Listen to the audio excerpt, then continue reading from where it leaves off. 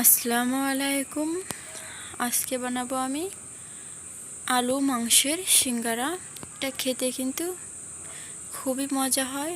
তো চলুন দেখে নিই কীভাবে এই সিঙ্গারাটা বানাই। চায়ের কাপে মেপে 2 কাপ আটা নিয়েছি, দিয়ে দেব অল্প একটু লবণ, দিয়ে দেব হাফ চা চামচ কালো জিরে, দিয়ে ভালো করে মেশ করে নিয়ে দিয়ে দেব সাদা তেল। তেলটা দিয়ে খুব ভালো করে একটু মেশ করে নেব। হাত দিয়ে চাপ দিয়ে দেখে নেব যে এটা তেলটা পরিমাণ মতো দেওয়া হয়ে গেছে কিনা। চাপ দেওয়ার পর দলা পেকে গেলে আবার দলাটা হাত দিয়ে এভাবে ডলা দিয়ে সাথে ভেঙে গেলে বুঝতে পারবেন যে এটা পারফেক্টভাবে তেলটা হয়ে গেছে। এরপর যে অল্প অল্প করে পানি দিয়ে একটা সফট ডো রেডি করে নেব।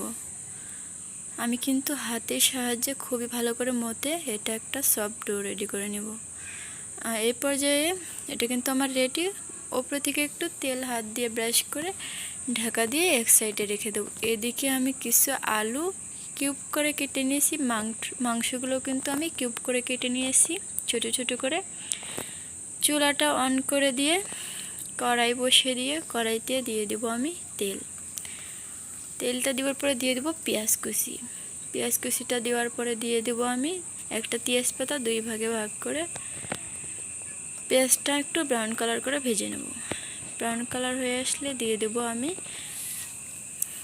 রসুন বাটা, পেঁয়াজ বাটা, জিরা বাটা, আদা বাটা, শুকনো মরিচ বাটা, দিয়ে দেব টমেটো কুচি, দিয়ে ভালো করে একটু ভেজে নেব যাতে কাঁচা ভাবটা চলে যায়।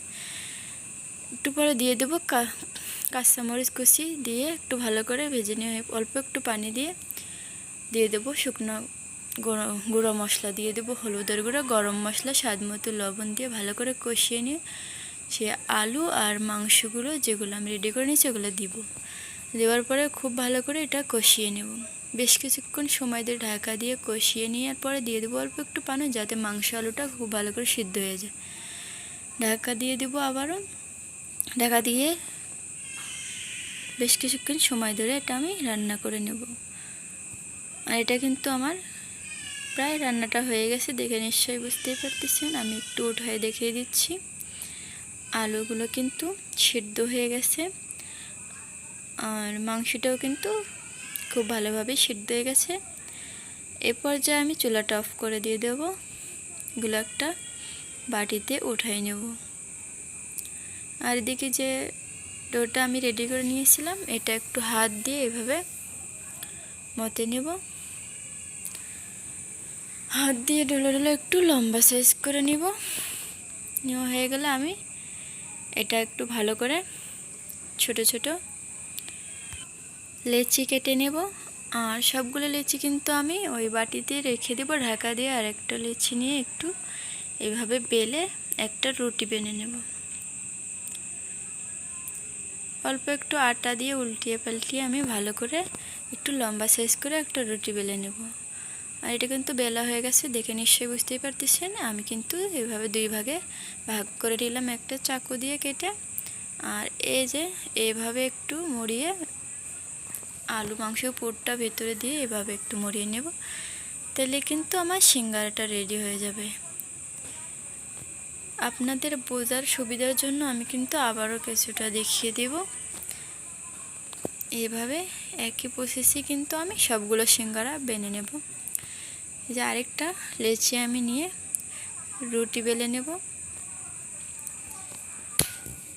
একইভাবে কিন্তু আমি রুটি বেলে নেব। রুটিটা বেলা হয়ে গেলে এটা কিন্তু আমি আবারও চাকু দিয়ে 2 ভাগে ভাগ করে নেব। দেখে নিশ্চয়ই বুঝতে পারতেছেন না যে আমি কিভাবে সিঙ্গারাটা বানাচ্ছি। তো আমি একইভাবে কিন্তু সিঙ্গারাগুলো বানিয়ে নিচ্ছি।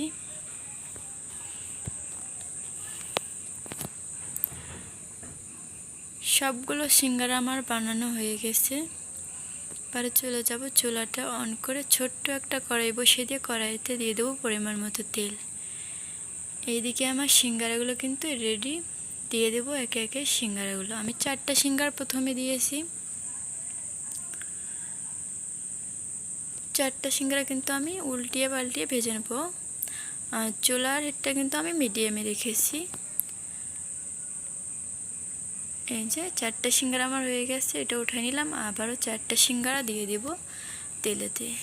একইভাবে কিন্তু আমি এই সিঙ্গারাগুলো উল্টিয়ে পাল্টিয়ে খুব ভালো করে ভেজে নেব। আশা করছি আপনাদের এই রেসিপিটি খুবই ভালো লেগেছে। ভালো লেগে থাকলে অবশ্যই লাইক কমেন্ট শেয়ার করবেন, আমাদের চ্যানেলটি সাবস্ক্রাইব করে দিবেন। যারা ফেসবুক থেকে দেখছেন তারা অবশ্যই একটা লাইক দিয়ে আমাদের পেজটি ফলো করবেন। এই যে সিঙ্গারাটা কিন্তু খুবই ভালো হয়েছে, খেতেও খুবই মজার হয়েছে। বৃষ্টির দিন বিকালবেলা নাস্তা এই যে আমাদের রেডি। তো সবাই ভালো থাকবেন, সুস্থ থাকবেন। আজকের ভিডিওটি এই পর্যন্তই। আল্লাহ হাফেজ।